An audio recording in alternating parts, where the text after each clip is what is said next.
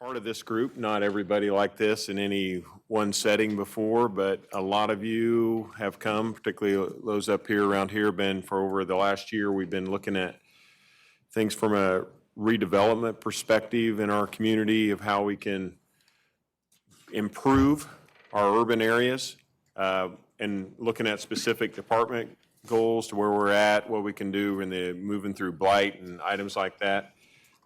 Today's piece is really to look more toward what we do and show the difference of that redevelopment investment.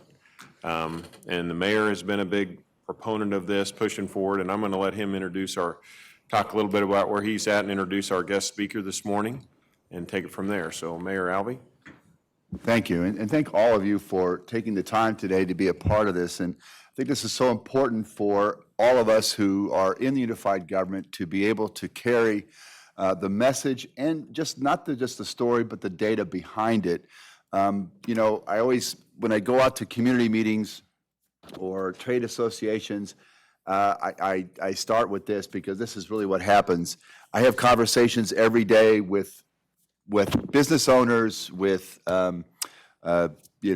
not-for-profit leaders, with citizens, residents, whomever come forward, and I hear these two basic messages. Our sidewalks are in disrepair. We need help. We need more help with our streets. We need more help with our stormwater runoff. We need more police protection. We definitely know we need to rebuild or renovate our fire stations. We have all of these needs for more and better services, and at the same time, lower my taxes. And when you say that, people chuckle appropriately, but they're both valid. It's not an either or, it is a both and. We must do as well as we can, achieve the efficiencies that we can. It's our obligation as members of government to always try to become more efficient, use our resources better, make things better, always try to improve the services so that we may improve the quality of life, and at the same time do so without adding undue burdens to our taxpayers, because we know what kind of effect that has on settlement in our county, what it means for job creation, what it means for new businesses. And so both are valid. And so when I try to respond to that, I say, I get it. We do want more and better services. We do not want to place additional burdens on our taxpayers. The only way out of that is economic growth. It's as simple as that. And so the question then becomes, well, what kind of growth? Where does the growth go? And so as you know, we've had tremendous success across the county with, let's say, the Legends development, which generates an enormous amount of sales tax revenue as well as property tax revenue. We've seen improvement in Fairfax through the North Point redevelopment. Obviously, what's happened along Kansas Avenue. We have multiple places across the county, across the city, where we've seen that kind of large-scale growth. But what we're still lacking is redevelopment of our traditional neighborhoods. Neighborhoods which for 60 years have been gradually hollowed out and left us with massive deficits in our tax base.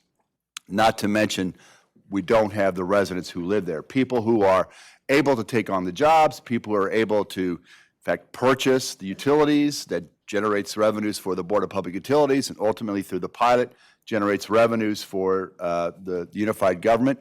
These are all the questions that we have to face. And so really, if we're going to solve the long-term problem for improving quality of service and reducing the burden on taxpayers, it has to come through economic growth. We've seen success in the large-scale projects. We also now must turn our attention, we must be more intentional and strategic about the kinds of investments, the kind of growth that needs to happen in our traditional neighborhoods, those neighborhoods which have been hollowed out. And so this is the situation we're facing. And I always offer, if anyone else has a different interpretation of where we are, of what our situation is, or alternative solutions then to what is presented, please bring it forward to the conversation, because we have to get this right if we're going to grow our communities long term. In the process of kind of looking at this problem, There are obviously resources beyond Kansas City, Kansas, Wyandotte County that we can tap into. One of those resources that I first encountered was Strong Towns under leadership of Chuck Marone. And through Chuck Marone, I was introduced to Urban3, Joe Minicosi, who is our presenter today. And Joe really understands how to go about solving this problem. What he tries to do as an urban planner himself, he tries to identify what our current land use and tax policies, how do those drive development? How does that drive growth? What are the limitations of that? What are the opportunities within that? And so what he finds is, in a way, different stories that the data demonstrates to him. So, for instance, you will hear people say that Piper pays all the taxes. Not true. We would have heard people say that the large-scale development is what is driving most of the growth. Well, in a sense, yes, if you look at the aggregate, but if you look at it from a per acre, you realize that, in fact, our traditional neighborhoods, our traditional commercial corridors still generate an enormous amount of our revenues. And if we can enhance that and bring more of that online, we're going to continue to develop and diversify our tax base to drive our community where it wants to go. So, Joe, what I've seen of Joe's presentations is always eye-opening, it's challenging, and what I love about Joe's approach is he says this stuff has to be shared. The data, the story has to be shared with our residents because they have to be part of the solution. They have to understand where we are, what the exigencies are, so that we can actually address the real problem and come up with real solutions. And so, Joe, I'm going to leave the rest to you. Show us the data and tell us a story. Thank you. Thank you, Mayor.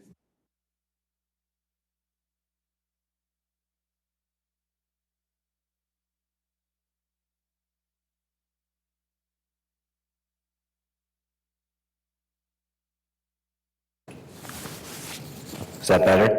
Whoa, hello. Hot mic.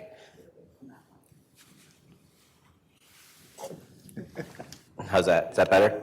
Yeah. Okay, so when I talk about cities, one of the things I've kind of learned, I've worked in real estate finance, I've worked in city planning, municipal government, real estate development, and one of the things that I've realized is that the biggest issue is that we're not all that literate about how our tax system works. Is the county assessor in here? Awesome. So I'll ask everybody else, don't put your hand up. Who knows how the tax assessment process works and how valuation operates when the bills are run? Anybody over here? No. So I did this presentation in a planning conference in Seattle, and I basically asked people, if you're not aware of how this cash flow operates, actually, can we get the lights down so you can see this better? That we're essentially functionally illiterate about how a city operates, that it's got a cash flow, so you have to get taxes to pay for things, right? What's our tax literacy? And if you're not choosing to read the tax policies or sit down with the assessor to figure this stuff out, we're essentially functionally illiterate about how cities operate. So cities also have a DNA. They have a pattern of growth. Every city I've been to has a trajectory, much in the way that I have a trajectory. So this is how I started my life, and this is my path to be my grandfather, whether I like it or not. I can't change my DNA. I can't change being Italian. And more importantly, I'm going to be this guy, my dad, again, when I had hair. I'm genetically Italian. You'll see that by how much I wave my hands around. But we also have a genetic predisposition to heart disease. So I know that I have that in me. I have that as part of my DNA, and I have to make choices based around that. So, I mean, it's really hard to come to this town because I'm eating barbecue and steak pretty much every night, but I have to eat salad and exercise to balance out, right? So cities have DNAs. I'm from Asheville, and I don't know if y'all know where Asheville is. So I made a contextually geographic accurate map that Asheville is in the barbecue zone. We're not, but we're on the pig side of the meat line. Y'all are on the beef side. We're not outliers like Chicago. We are on the vinegar line, if anybody's wondering, and we're not like the freaky barbecue people like the mutton barbecue or the yellow or the white sauce people. So we're in a more traditional barbecues pattern. So just so you know where Asheville is. But Asheville died in the 1970s. It was the second largest city in North Carolina by the 1930s, and then this is what became of the city. We essentially hollowed it out. This is a 1996 Chevy Celebrity right here, so wouldn't y'all like to fix up my town? And we were essentially flat on our face. Anytime we tried to work on our downtown, we'd hear from people that that's not who we are. We're rural mountain people. We're not city people. We're not the folks over there on the Missouri side of Kansas City. We're different. We're a different kind of people over here. And I've heard this from city after city where people have biases about how they think cities operate without understanding them. I worked for this guy's company. Julian Price inherited a bunch of money. And he put $15 million into a real estate development company to fix buildings and seed businesses. So 75% of the money went into sticks and bricks, and 25% went into starting businesses like a nightclub or the first vegetarian restaurant. These were all things that we did to add vitality to our community. But it was really basic economic development. This is one of our buildings before and after, real rocket science. These are 400 to 600 square foot apartment buildings, or apartments. So we're basically providing that micro apartment that there were people in our community that wanted it. Great. Now again, if you think about cities in context of time, every city's got this multiplicity of different housing types. It's not all just single family or multifamily. There's lots of different uses in the city, and there's that, if you see the long game, you'll see that. But what we found is that people weren't talking about the data of cities. They weren't talking about economically what it means. What does our investment mean in our community the same way if we were to do it in your community? What does it mean to you all in how you function your city? So to show you that it's not all love and roses in Asheville, this is the value of downtown Asheville. So we're a $15 million investor on a $100 million asset. Asheville didn't get a new building until 2008. So that's the value of all of those empty buildings in our downtown just by opening up those upper stories, right? Every story has value, but until you activate it, it doesn't become real value, right? So the city actually started the ball rolling. They started investing in downtown. We weren't the only investor building stuff in the downtown, but the city did streetscape projects and parking lots and parking decks and all of that stuff. Now here's some actual campaign ads from the 1990s. This guy, Chris Peterson, complaining about the city, stepping out and doing streetscape projects and basically building the public realm in front of the buildings that we would then rehab, right? $26 million of public investment. I like this, downtown development for bureaucrats instead of water sewer streets for our citizens. You know, Chris has a point, $26 million is a lot of money, right? I don't have $26 million in my pocket. But let's do some math here. If you invest $26 million on a $100 million asset, and it grows by $430 million, is investing 26 and yielding $430 million, is that a good return on investment? Yeah. So why do we listen to Chris? You know, Chris has a right to public opinion. He doesn't have a right to facts. So these are the facts. And you're not going to stop Chris. Chris has a website now with fire and brimstone. This is my mayor. I asked the mayor, I'm like, is this a liquor drink? She said it should be. You know, Chris is going to keep going. And that's fine. That's public opinion. But what's the data that's going on?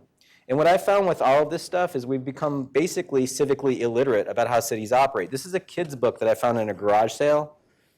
The City, the Town, and the Country. The City, the Town, and the Country. Teacher's Guide. 1959, third grade textbook.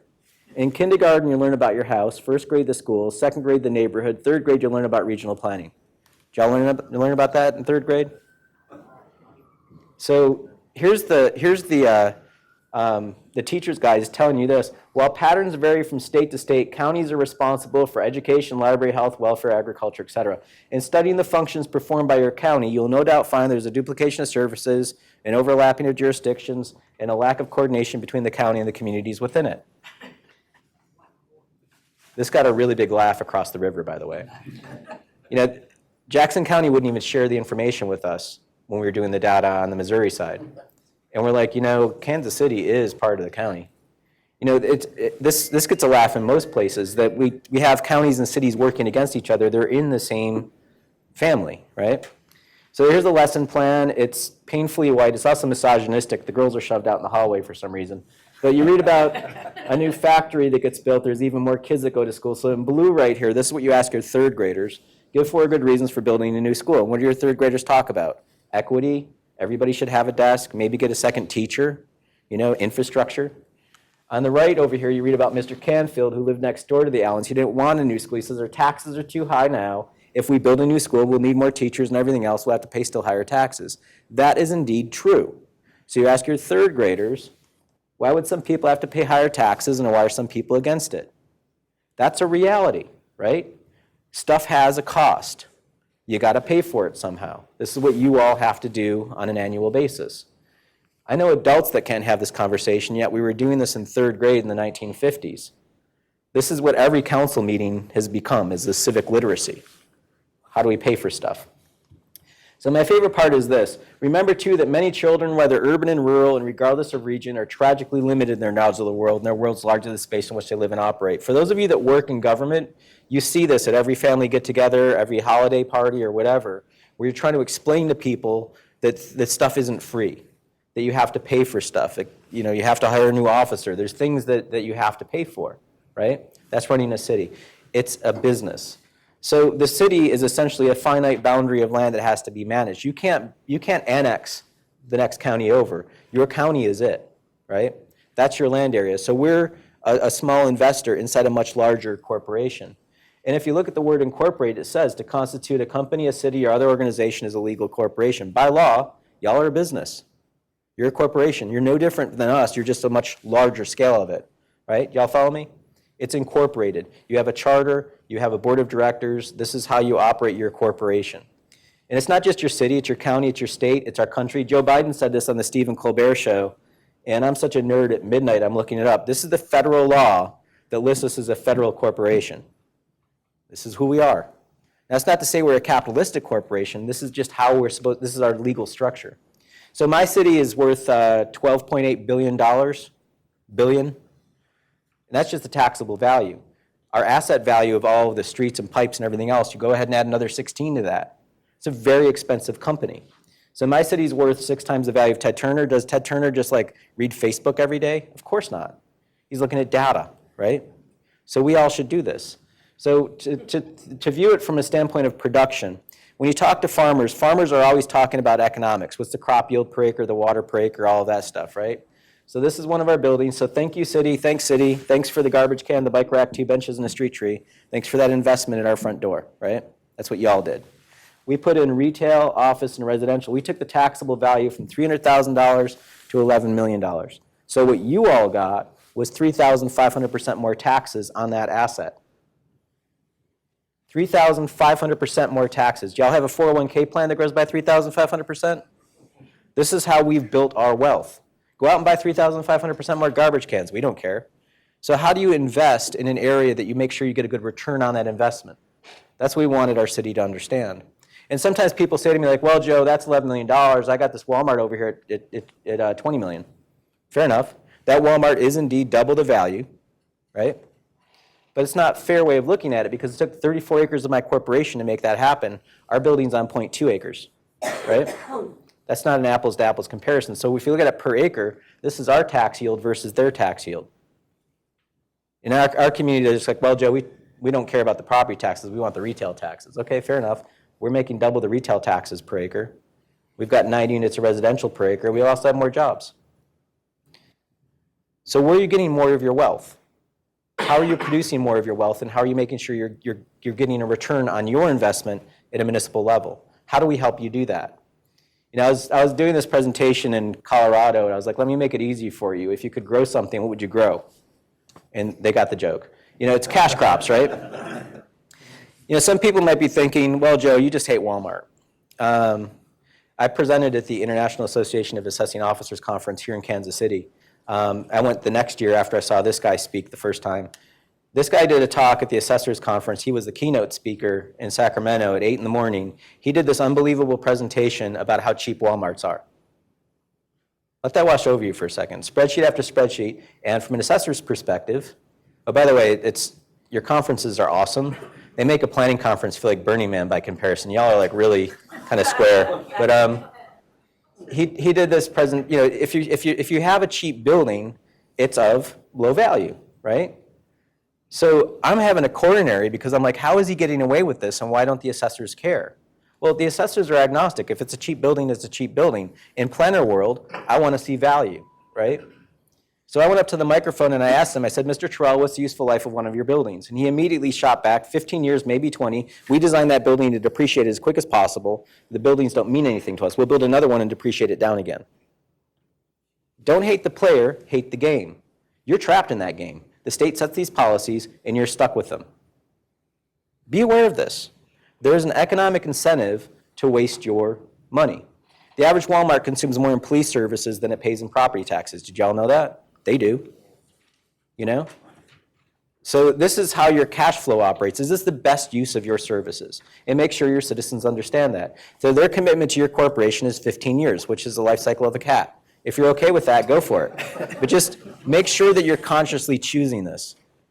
So I breezed through all this stuff. This is the preamble to the analysis that we do. This isn't complex math that I'm doing. It's 5th grade division. It's basically dividing the land that you can control into the buildings. And we do this when we talk about cars, right? Could you imagine if I'm talking about cars with you all, and I'm like, look, my truck is 650 miles per tank. You'd laugh at me. You're like, Joe, that's stupid. The tank's got the biggest tank. We don't judge cars on miles per tank. It's miles per gallon, and the numbers just changed. And we should be driving BMW Acetas at 70 miles per gallon. It's efficiency, right? What's the productivity of your community and the efficiency of the land use?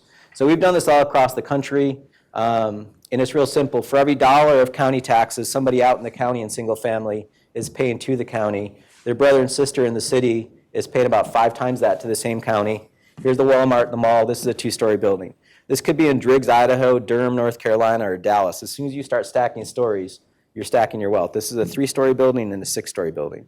And you see that it's an exponential growth in value. You're producing more wealth in your community. So back to Asheville for a second. This is my county. This is the way people look at my county, 350 square miles. I got a big park right here. This is Mount Mitchell. It's non-taxable, so in gray, doesn't pay me taxes. I don't care about it, right? I've got low value in green, high value in purple. Low value out here, this is the Biltmore Estate. This is America's largest house. It's worth $100 million, one house. Now, when Bill Cecil shows up at a council meeting, we all genuflect and thank him for his time because his house is worth $100 million. But it's not fair. He's the heir to the Vanderbilt fortune. His house is 180,000 square feet. He's on 2,000 acres of land. Anybody have a 180,000 square foot house in this town? No. He's got the biggest gas tank. So rather than total value, here's value per acre. And let me just show it to you in 3D. Does anybody want to take a wild guess where downtown Asheville might possibly be on this map? So this is a way to communicate to my citizens out in the county who may live out here and think they pay a lot of taxes compared to their cousins who live a little bit further out. They have no idea what we're paying in downtown and county taxes. And remember, we're all paying 6 mills across this county. Think of a 6 mil thick blanket across this thing. Where's the county yielding its wealth? And I could see my cousin over here in Black Mountain, a little village of 8,000 people, 10 miles away. I could see its downtown popping up too. So we can read our city by economic information to understand what's going on from a physical standpoint as well. So your town, here's, first of all, we have to learn about you. So this is the way my tax system works. I have a market value, it gets a taxable reduction to a tax value, you get a tax rate, and boom, that's our tax bill. For y'all, you basically have a very similar model, but you get $46 taken off the top. We were doing your model, we're like, where does $46 come from? So basically every resident gets $46. So it was like some kind of a tax bill off the top. So your tax rate from a commercial standpoint is 25%. So your assessments are all equalized, but what's different is where your assessment rate is in. So right out the door, your residential property is paying about 40% what the commercial property is for the same value. Do y'all follow me? So this is a tax break for residential property. So just go ahead and say it. When we talk about TIF, this is essentially a TIF for anybody that owns a residence. It's baked into the system. It's a tax break. You're not paying the same as commercial. So that's the reality of that. Here's your millage rate at about 1 mils for both residential. So when you run the bill, your commercial property is paying about 2.2 times more in taxes on the same value. Does that all make sense? This is what's going on with your tax system. But you also get this $46 taken off the top, and we're just like, did Oprah show up? Like, you get $46 and you get $46. Like this is what happened in your system. That's essentially drawing down what that money could be used for other services. I don't even know why that's worth it.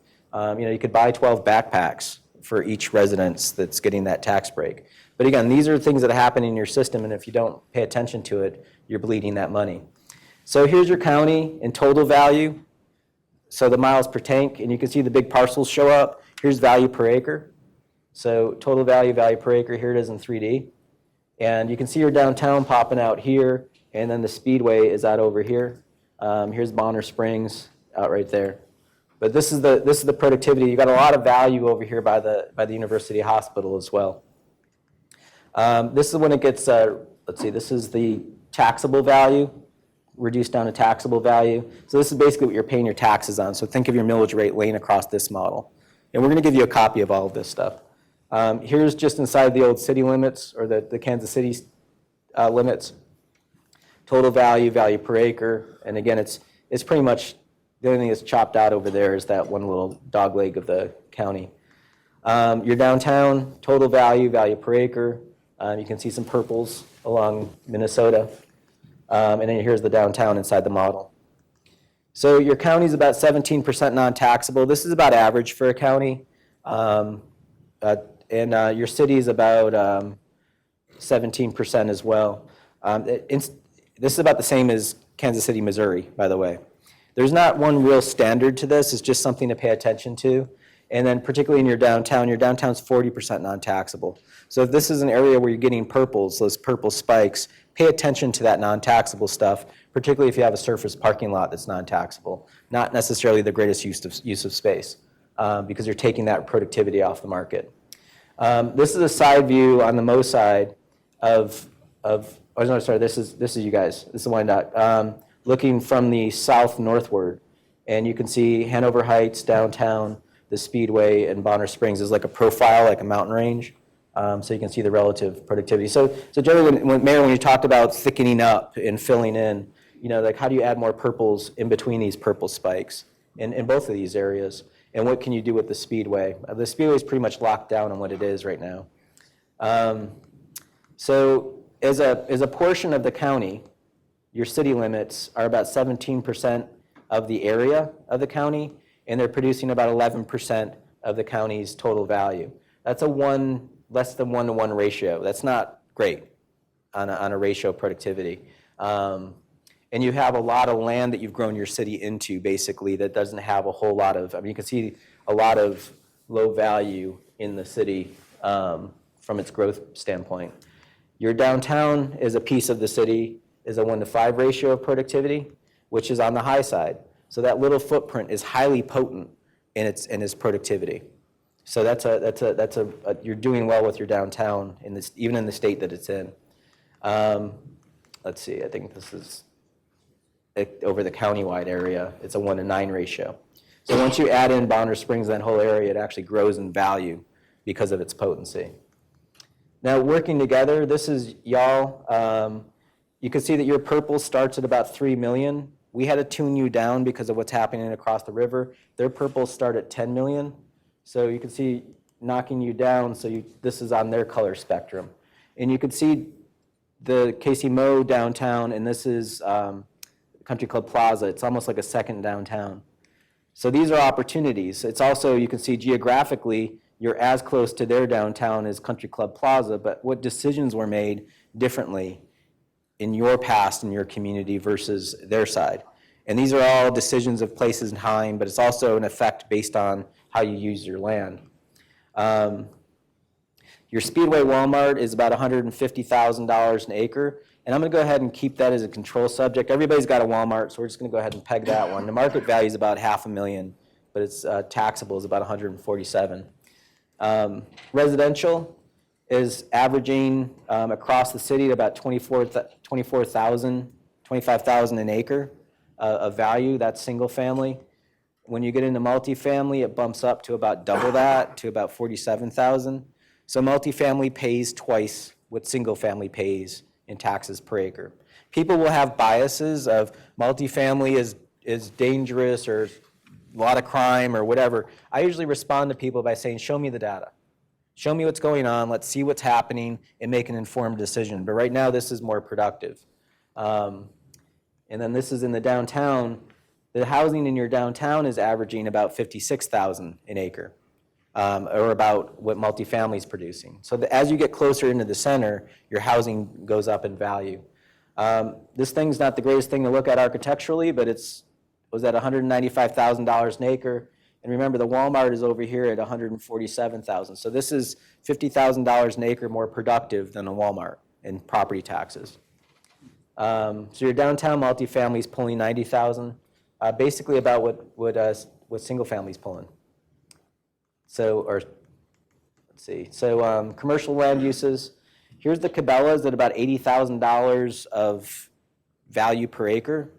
And again, that's basically because it's a cheap building and they've liquefied a lot of their value into this massive parking lot that's out here. It looks like a theme park or something with this huge signage. But Nebraska Furniture is 174,000 an acre.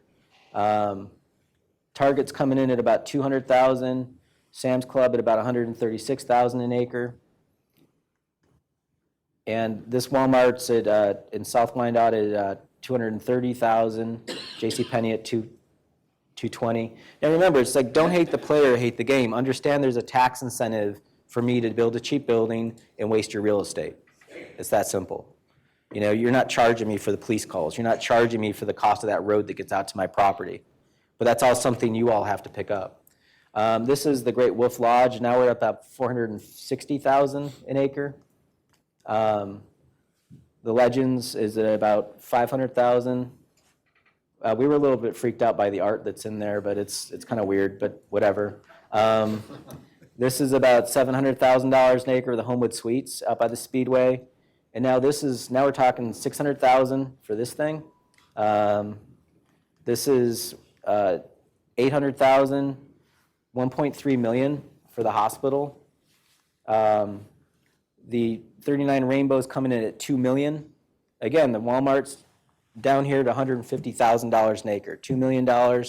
This is coming in at $3 million. This is the biggest purple spike you have. Now, architecturally, I'll tell you, it's probably not a good move to have it so far back from the street, from everything else in Main Street, and have a big turning radius in front. And also, there's a lack of pedestrian activity on the ground level. There could have been retail down there, and the hotel could have been on top of it.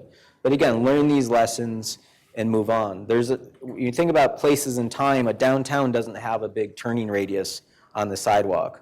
That's a suburban move in an urban location. But your history, when you think of these older buildings that are sitting here on your street, I mean, there's some value in there. We're talking 3 million, 700,000, 500,000. You have value here in these buildings that you walk by every day on Main Street. Probably not a good move to do this downtown. This is $170,000 of value per acre. To give you a relative example, this guy here is coming in at $600,000 of value per acre. Would you think that that was 5 times a Walmart or a McDonald's in value? It is. Again, do the math on this stuff and see where you're getting your potency. This is also an easier building for a smaller entrepreneur to move into, and when that entrepreneur goes out of business, another one can fall into it, as opposed to something that's designed for only one person's use. These are more difficult to renovate. $600,000, $700,000 of value per acre here. The Kansan is coming in at $735,000, or about 6 times a Walmart. The Brotherhood building is coming in at $800,000 of value per acre. These are highly potent buildings that your great-grandparents left you. These have produced wealth for almost 100 years in your community. This Boost Mobile, I mean, it's nothing, you don't have to do big buildings. This little guy is only 2 stories. It's coming in at $800,000. This building is empty still, right? And it's coming in at $800,000 or $900,000 of value per acre. These are all levels of wealth that you can cultivate. I'm not going to go through this whole bar chart, but this is basically everything that you just saw done in color. Blue is residential, red is single use commercial, green is mixed use. And you can see when you start mixing those uses, mixing those stories, you actually build your wealth up on this side. The Walmart's kind of over here somewhere. Where are we? This is the super Walmart right there, to show you its value potential. So basically, 2.5 acres of this building on the left would equal this 11-acre target, apples to apples. If you just built 2 acres of that, you would equal the 11-acre that. your half an acre of this would equal the 3-acre Holiday Inn. 4 acres of this little mixed-use building out in Bonner Springs would equal the 24-acre Walmart. So is it hard to find 4 acres in your community to do some infill? Now, let's try to find a way to do that. That's the thickening up and filling in your city. So basically, that little footprint right there, if you just did that much of that building, it would equal all of this in property tax production. Can you not do, what is that, 2, 4, 6, 8, 9 buildings, or 10 buildings in your county somewhere? The Speedway, we did a comparison between the Speedway and downtown and just ran some quick stats. But basically, downtown is pulling about $90,000 an acre. The Speedway is not doing so bad at $121,000 an acre. But just for fun, we went ahead and removed all of the vacant land of downtown. Once you pull out all the vacant land, downtown pops up to $160,000 an acre. So if you just got a 1-story building on those properties, or if you just thought about that economically, you can pump up your value really quickly with your downtown investment. So think of it as the most fertile soil in your garden. Plant some seeds there. Land value analysis, one of the things that we always do is pull the buildings off the dirt and just look at the dirt value.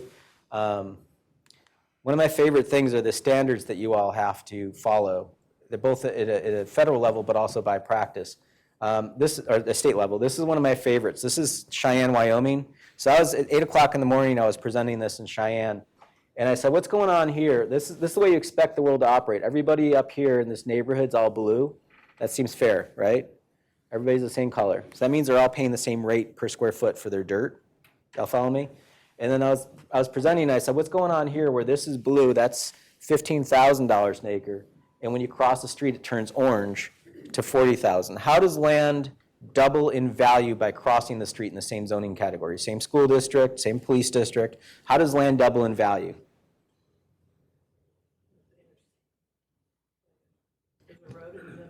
No. So the assessor raised her hand, and she just yelled out into the room. She goes, well, they have more land. The more land you have, the lower the value per acre. Let that wash over you for a second. I was like, really? I get more stuff, and you give me a discount? She goes, yeah, that's our standard. I said, all right, I have 3 miles of street around this property. This fellow's got 200 feet. And she said, we don't put the infrastructure in part of the valuation. We're doing it on transaction. How people purchase that land, that sets the value. So that's the rules that you have to follow from an assessment standpoint. The infrastructure is not part of it. And I said, well, if I've got more stuff here, I mean, you can clearly see there's a mall there. If I've got more stuff going on, that means there's more trips. More trips mean more car accidents, which mean more fire calls. More commerce means more theft, means more police calls. She goes, no, we don't count any of that stuff. I said, so you don't count your physical investment and your soft cost, your human investment. That's not part of your valuation. She goes, no, that's not part of our standard. So the reason why I was at the assessors conference, their magazine is called Fair and Equitable. So I said, how is this fair and how is it equitable? Now, to their credit, they just belted back at me, it's not.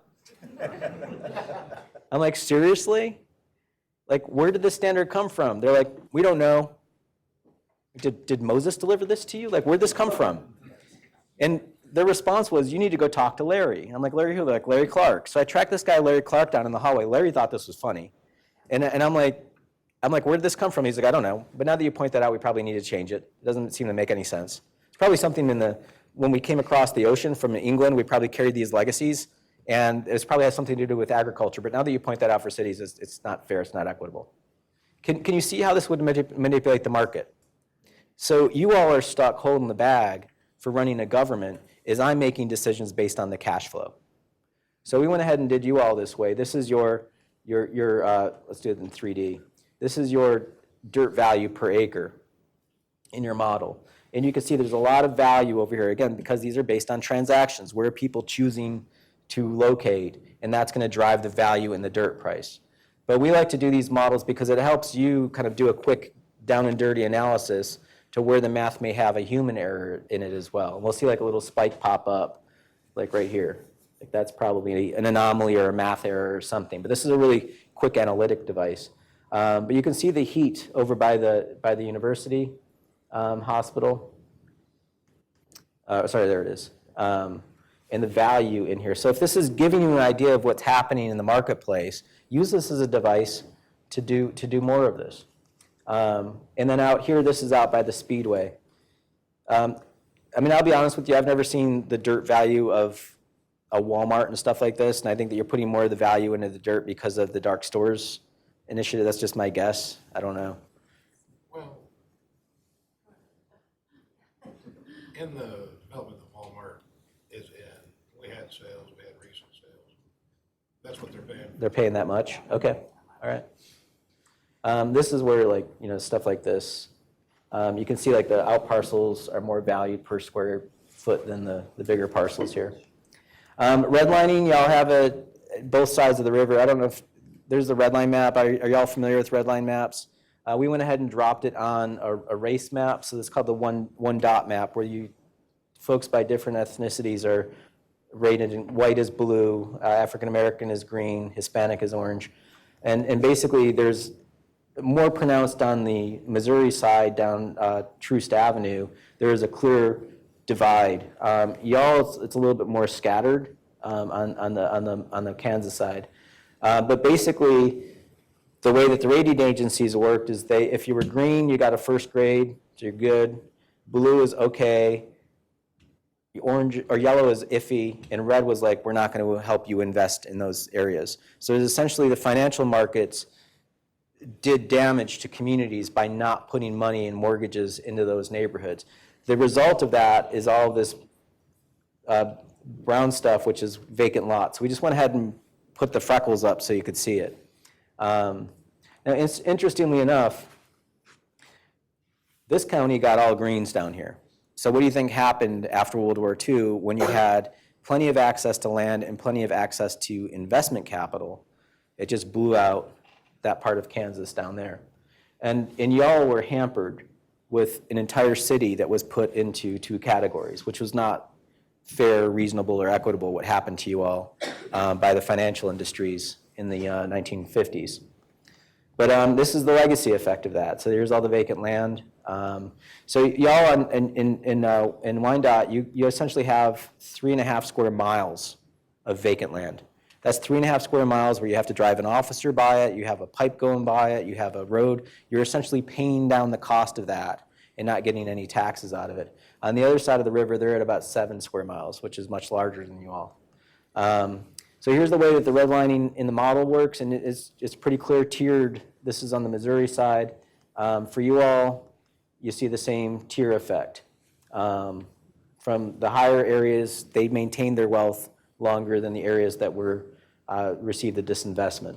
So there's a legacy effect. This is, takes 20, 30 years to you start to see the damage of all of this stuff.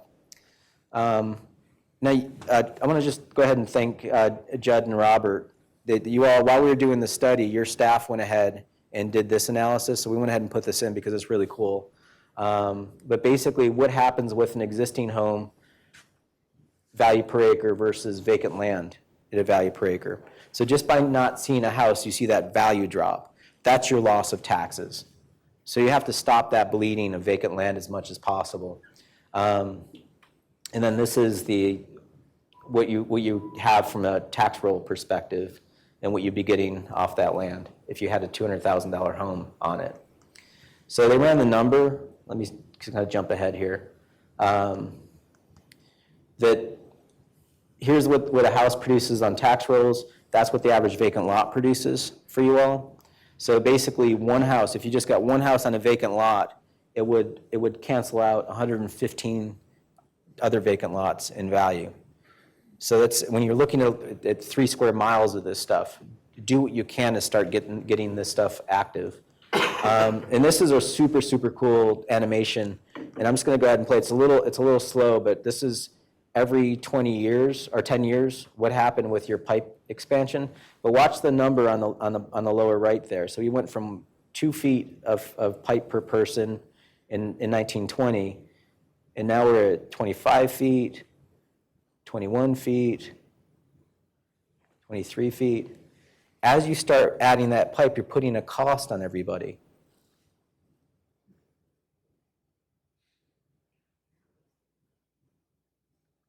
So basically, you grew your population double in that time period, you've grown your infrastructure liability 27 times.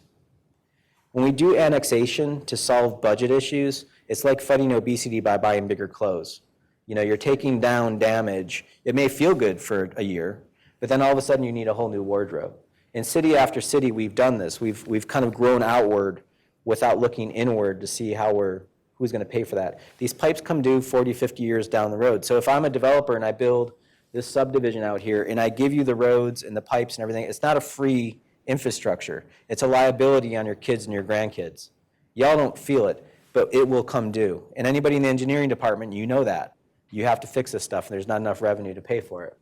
So basically, in this boundary here in 1920, you had 100,000 people, and you've grown your boundary that big and only added 50,000 more people. So you basically shoved people outward in your county, taking down more infrastructure, but not really adding more people. That's a 1.5% population growth in a 6.5% land growth, and that means more roads and pipes. So vacancy analysis, we did a quick analytic of the north side, and basically you can see all the vacant land here. Now with the vacant land also comes tax delinquent properties. So these are folks that, as their values slipping around them, oftentimes their income is going as well, and they're not going to, you know, that's a tax burden for you all to carry. This is also part of your community. So you have to handle folks that are disadvantaged in an equitable manner as well. So you're seeing this go down. So this one neighborhood right here on the north side, all these little brown lines are basically vacant land, and this is what's happening with the value of the existing homes around it. And so you're seeing this. You're seeing the value deflate. Well, you still have to pay for that road and everything, right? So we just went ahead and ran a number on this to figure out the lot size, or the houses in the area are basically paying about 40 times more than the vacant land around it. So just if you just got a house that was of low value, it's still so much better than vacant land. But the old redlining maps actually have all of the data where they had the real values in. So we just did a back of the envelope. If you knew the value in 1939 when this was all built, and you hammered your neighborhood and lost all of these housing units, how much money did you actually give away? Because you're essentially giving away taxes when the house goes down. So what's the cost to your community to have all of this vacant land? And we figured it out to be about $30 million of tax loss over 80 years. So basically your great-grandparents threw away 30 million bucks over that 80-year life cycle. That's wealth that you didn't have to build in your community because it essentially transferred people to new areas and you picked up more liability. Does that make sense? Is that just for that neighborhood? Just for that neighborhood, just for that little area right there. So I'm just kind of, and these are based on the numbers that Judd gave us. Employment modeling, we went ahead and, this is the whole model for population for Wyandotte and KC Mo. Here's population, here's jobs, here's populations and jobs combined. Sales tax, we measured that as well. Incidentally, this is a map of where some of your sales tax data was geolocated. One of the things that we would urge you to do is get better data so that you can see where it's actually being produced in which stores.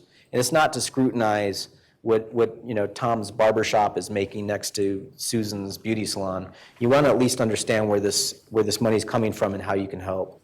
But so we can only locate some of it. But this is basically what we could get on the sales per acre based in certain areas. But remember, this isn't all of the data, but this is the best that we could do based on the data that we did have. But you're actually getting some good sales in your downtown on a per square foot or per acre basis. It's little transactions that build up. We may all go to Target and drop $100 once a month, but that's once a month. What's happening every day you eat lunch or you're doing something downtown in those little transactions? So here's the acres of downtown, 78th and State and Village West. Here's the total sales, and here's the sales per acre.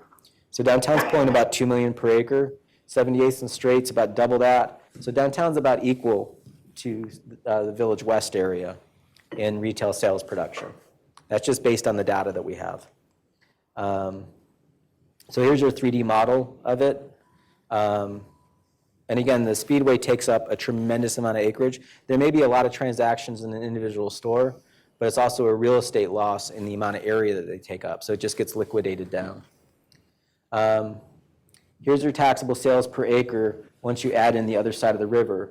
So Wyandotte County is not doing as well from a retail sales transactions, what we're seeing over here from a data perspective. Now, some of that could be TIF. It could be the ways that the Missouri side is activating, getting retail transactions happening, but a lot of it is, this is Country Club Plaza area right there. It's those small little shops at a higher density that add up with massive amounts of transactions. So Country Club Plaza actually beats their downtown. Their downtown's over here. So this is their taxable value with the sales put on top of it. And Country Club Plaza is the big producer. So there's a lot to learn from that area from a physical environment standpoint, as well as the tenant mix and what's going on with there's a lot of housing shoved in around it. The TIFs, these are a lot of conversation on both sides of the river about TIFs. Everybody talks about them. And so everybody wants to know if there's a good TIF or a bad TIF. And they're kind of, it depends. These are your TIFs on the map that you all have. They have a whole lot more on their side, but this is the different TIF transactions. And you see some of them pop up high and some of them are low, but just grabbing a few of them. Turner Vista is about a value per acre of about $35,000. Again, a lot of this, to be fair, isn't built out, but will it build the wealth that you need? That's up for debate. Over by the hospital area, you're getting double that at about $50,000 of value per acre out of that, a peak value of 278, so that's pretty productive. Out at the Speedway, it's at $195,000 an acre of value in that TIF area. That's pretty good. So those are just a quick cursory analyses. I would recommend that you pull the original TIFs, what were your projections, and just look at it agnostically. Were you close? I mean, none of us can predict the future. No one could see the recession coming when it happened. So what happened when the TIF came in, and did you hit your goals? And if you didn't, why? Is it the recession? Are there external forces? Was it just a bad estimate? But we're all humans doing this stuff. Learn from it, measure it, and see it as just data to do a better job. So when you don't have the money for the Greenway, the art teacher, or the dancing traffic cop, y'all don't have dancing traffic cops yet, do you? No? When you don't have that money, it's not that you don't have the money, it's that you've buried it in a pattern that's essentially financially upside down. You're drawing down more cost than it's bringing in revenue. And we tend to think of it as good growth, but what you're doing is it's just we in the development world are producing something that's to our benefit, which is fine, that's business. Make sure you're doing the same thing. It's your transaction, it's your community, it's your corporation. Run the numbers on this stuff to make sure you're getting it. And all this information is hiding in plain sight. This isn't magic. This is just trying to find a way to make it as unbiased as possible, see the data, put it on the map so people can see it. Your county is worth about 2 chiefs. Did you all know that? So you're about a $1.3 billion taxable entity. That's not your full valuation because you can look at anybody who's ever in the finance office. You have your depreciating asset ledger as part of your CAFR standard. You add that to this, and that's your total valuation. So you're managing a very large corporation. And I can tell you that Mr. Hunt knows Patrick Mahone's towel bill. I also know that his knee's blown out, but anyway, he'll be back. If I can tell you my cups in my nightclub cost 5 cents a pop, can you all tell me what a mile of pipe costs? Now, you should know these numbers because you have to manage this corporation. You're all in this together to manage it. So we call this geo-accounting, just putting the numbers on a map so you all can see it. And like your accountant doesn't care if you buy a boat, right? Your accountant cares if you can afford a boat. So you have to speak to your community so that they can understand what you can afford and what you can't afford. And put it in a way that people can see it visually. Don't give somebody a spreadsheet and say, figure it out. Oh, have you read our CAFR standard lately? Like, no one's going to read that. It's just, there are ways that we communicate internally in government, but we have to honor and respect people that don't have the time to get through this stuff to produce information the way they can see it. I highly recommend Chuck's book. He spoke last night. It's a great book on the broader economic picture that every American city's in. Great book. And thanks for letting us do your math.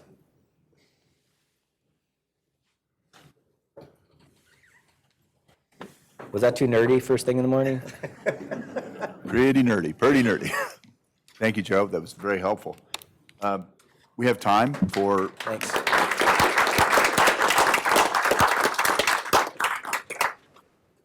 any questions or clarifications? So, Joe, there was a lot of data. We moved through it fairly quickly. I would hope and encourage anyone who might have been watching this to go back. It's been live streamed. I think we can be up on YouTube for us, right? On UGTV, correct? So that'll be very helpful for us to refer back to. But time for questions or comments or thoughts about what this might mean for policy as well.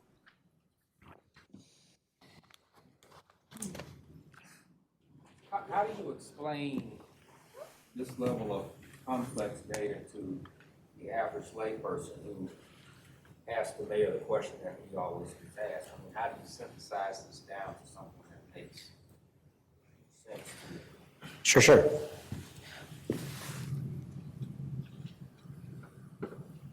One is, we'll give you a copy of all of these images, so you'll have them. Let's go back to, where are you? We do it, it's the graphics of seeing the pictures of it, and then talking with folks about this is the relative tax flow of all of this stuff. And it is what it is. It's the economics of the whole picture. And as you go up the gradient, you can see green is $50,000 to $100,000 an acre, and when you get into reds, you're at $5 million. So you're essentially going up 10 times in that jump. So this is the reality of how you have to pay for stuff, that there's costs of infrastructure. And a lot of people at a political level, everybody's, when they come to a political environment, people are going to ask for things. Like, I don't want to pay for taxes. I want you to plow my road and do all this stuff, and I don't want to pay my fair share in it. That's essentially what they're saying, but realize that's a very American thing. There was a colonial barb when we came across from England. The colonists actually used to say this: don't tax me, don't tax thee, tax the fellow behind the tree. We're a country of tax evaders. We started a revolutionary war because of tax on our tea. This is who we are. And this is the hardest part about running a government, is that we've got to cash flow this stuff. So people have all of these desires, but they don't want to pay the bill. And so it's more of a level of getting people up to a civic conversation, back to that third grade textbook, and getting people to see that. But this is the reality of your picture. You have a nuclear reactor of economic activity going on across the river, and you can either learn from it, or you can just be some random little piece of land outside of it. But you have an opportunity. Actually, let me show you something.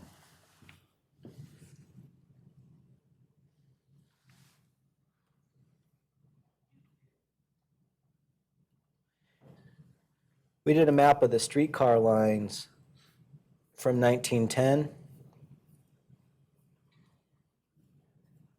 See if I can find it.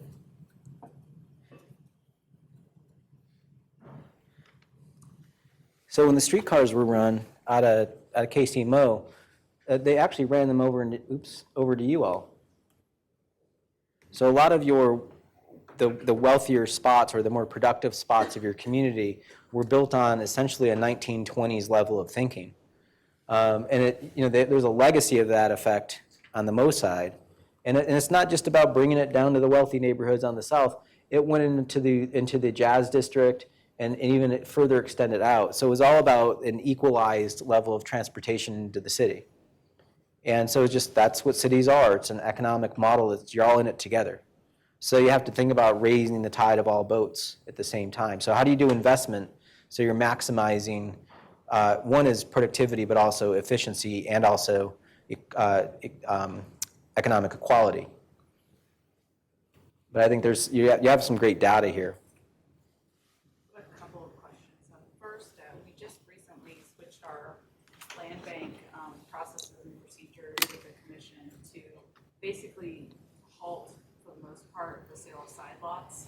Basically they're not side lots, they're former lots that had structures on them and now don't have a structure. So we've made that transformation to allow the density to be rebuilt instead of further diluted. Yeah. The other thing is, how do you take areas that were former county where people were able to kind of parcel out in whatever size they wanted to, what do you do with that? Because you've looked at our data, you've looked at our maps, and essentially once you get west of, let's say, 55th Street, all the way to the county line to the west, we have a lot of hodgepodge and no density. Well, I mean, first of all, why would you have a lot size minimum? You just get rid of it. You look at those older neighborhoods, and people would buy as much land as they could afford and build as big a house as they could afford. Chuck last night said, he goes, now we call it a tiny home movement, and our ancestors just called it a home. It's like, why is this an anomaly now? And there's standards that we have in a lot of cities where no one ever asks, like, where did it come from? Why is it there? Parking standards are one of my favorite. Asheville got rid of its parking minimums in 1983. Why was it there? It seems like a good idea, like we should have a parking minimum. What you're actually doing is driving down the value of your real estate in the process. So one of the things we had in their numbers, since I'm on it, let's go ahead and have fun with the Mo side for a second. So this is around the arena, City Hall's right here. This is their green space stuff. Here's their roads. Here's their buildings. Here's their surface parking. Would you have thought there was a parking problem in Kansas City if you saw this map? And then what's scary is these all have parking structures in them. So when this gets built, or even worse, if you mandate me to put in parking, and economically I can just go knock the building down next to me and put up a surface parking lot, there's going to be a cash flow situation that happens. So taking the whole city and taking the whole land area of the city, and doing the same analysis, this is just putting the city into a square. This is how much land they have dedicated to buildings, roads, that's liability. This is parking, and then they also have non-taxable parking too, of that much. So when you look at the numbers, they have about $2 billion worth of buildings. They're carrying a debt load of about $1 billion in roads, and the parking is only producing about $100,000 of value per acre in the parking. Now, the first question to ask yourself is, why don't these two numbers match? Why isn't the car stationary covering the cost of the car moving? Seems like that would be reasonable. Any attorneys in the room? That's called your logical rational nexus, right? We know what the cost is. This should be covering the nut. Doesn't. So what ends up happening is you raid that fund to pay for that. So when you look at this is their building, this is their value. So you see how much value is in the buildings versus the parking. And this is your load, your debt load. So when I build this stuff, this is on their side, the average KC Mo resident, there she is. She's got about 1,000 square feet of buildings dedicated to her. She's also got 2 parking spaces. Now there's a third parking space that she gets that's non-taxable. So the average resident on that side of the river has 3 parking spaces dedicated to them. Is there a parking problem? I don't know. It doesn't look like a problem to me. But when you look at the numbers, so when this gets built, you value it. This is $44 a square foot. These are actual their numbers. Parking's about $3 a square foot. That parking's nothing. The road that you all have to pay for is going to cost you $22 a square foot in front of the building and in front of the parking. So if it costs you all $22 a square foot here, $22 a square foot here, yet this is paying taxes on $44 and this is only $3, what is that? That's a 15 times difference once you cross that property line, right? Did you all remember the meeting that you all had where you decided to give parking a 15 times subsidy? That's what's happening right there. And this is happening on your side as well. So just, I don't know if I got to your question, but you have to look at the cost of all of this stuff. As you go further out, first of all, why is that standard there that you have a lot size minimum? Lots of times people are like, well, Joe, that's just going to depreciate my property value. It's like, okay, show me some data that a tiny house has destroyed the property value of a neighborhood. Let's see that. People have biases without informed information. A lot of those standards were put in place. Some of it was racism. Some of it was economic classist separation and elitism. But a lot of cities just rubber stamped this stuff from other cities because it was part of their codes, and they just spread around like oil slicks. Joe, could you go back to the, where you showed the 742 lots in a particular neighborhood in the north, and then that if 17 of those were rebuilt, just 17 of those 742, it would equal, the tax revenues would equal all that we're generating currently from there?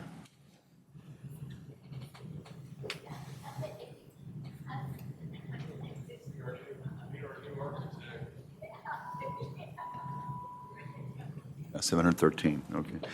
So to Gordon Criswell's question, how do you make the case to, let's say, the public who may not understand, really has not looked into this and doesn't understand the dynamics here? But I think what we have to look at is, sometimes we look at these neighborhoods and we say, well, we have 713 vacant lots just in this little place we've drawn out. We're not going to get one developer to go in and build all 713 lots. And so we don't look at this and say, well, then what kind of project or incentives might we bring to get, we're not going to do 713 vacant lots, that's not going to happen. But if we just do 17 of them, so I think it's the next slide. So filling in all those, but 17 replaced would equal all 732 vacant lots. We're already far ahead of where we would be if we just didn't do 17 rebuilds.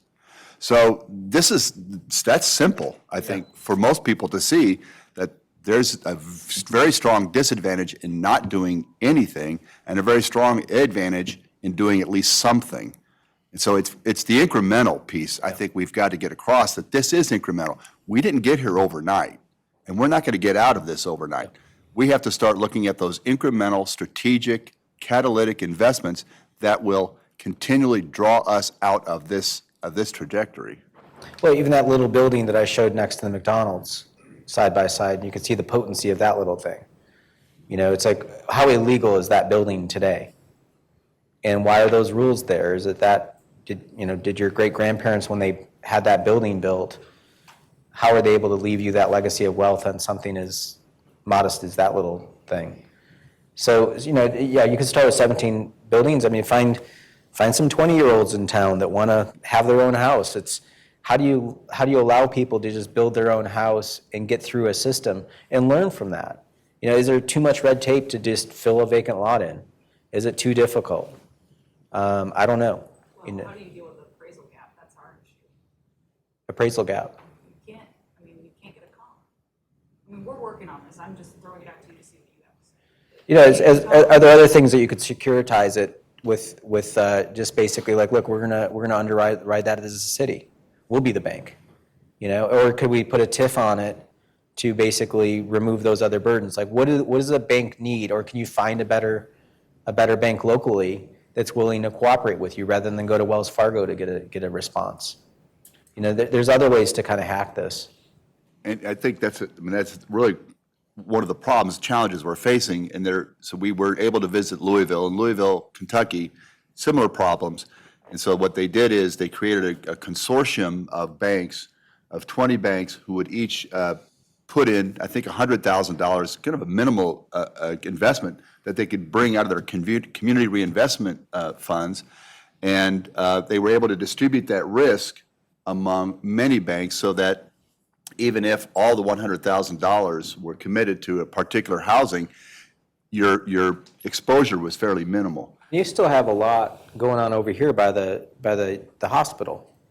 And so you already have a pretty big employer here. There's probably a housing need, and you also have vacant land in that area that you can thicken that one up easy. Well, we're working on something that we didn't know Louisville was doing, and we're about there, so we should be fine. But I guess the other point I would say, going back to the 713 lots, even if we, which I'm not suggesting we do, but even if we covered that delta between what the house cost to build and what it would appraise for in selected areas, bringing those properties onto the tax rolls would generate the revenues which would help backfill what was already loaned out from the city. So it would seem to me that long-term, the real danger is not doing something, and every year we wait, we actually put ourselves further behind.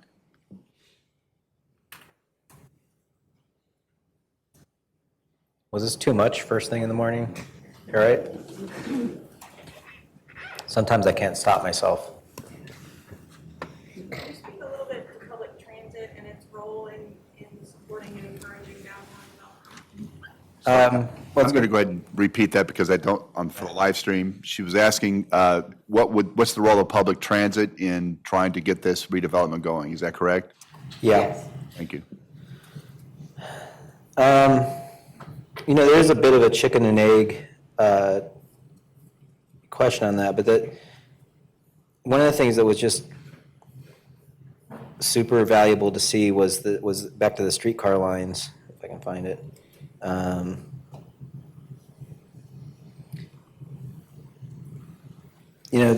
This is happening in downtown, and it's great to see this in the community, but it's fairly limited in distance, and this is what you get.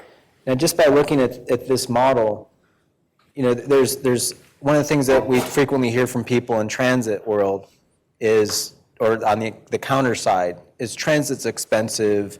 We don't want to subsidize that for folks that use it. But then you look at this model and you see how this highway through here blew out the value right in the middle of the downtown. That is a subsidy. You lost value by cutting a highway through your city, and it affected the real estate on both sides. So now their downtown looks like a field goal post, right? There was probably a mountain of purple in here that they just basically gave away. That's a subsidy to the automobile usage. So if we're going to talk about parity, we should at least bring that side up to see what we're subsidizing, that system of road infrastructure, and let's just be honest about it. But when you look at what they had in this system, it was probably cash flowing itself quite handsomely. And they were able to send it into all different parts of the community, even across the state line into your town. And was this Jackson County down here? Johnson County. This is Jackson.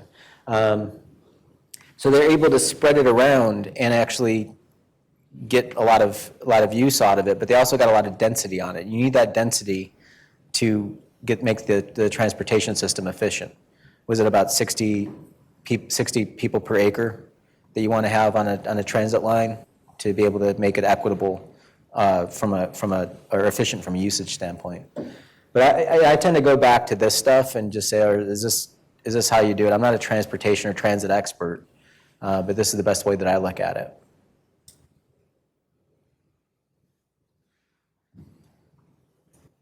Any more questions or comments? Well, thank you, Joe. You've given us a lot to think about. I want to also just give a shout out to Kathleen Von Ochen for providing us the data, and also to Judd Knapp and Rob Anderson for doing the data analysis. Thank you. Excellent work. Thanks. Joe?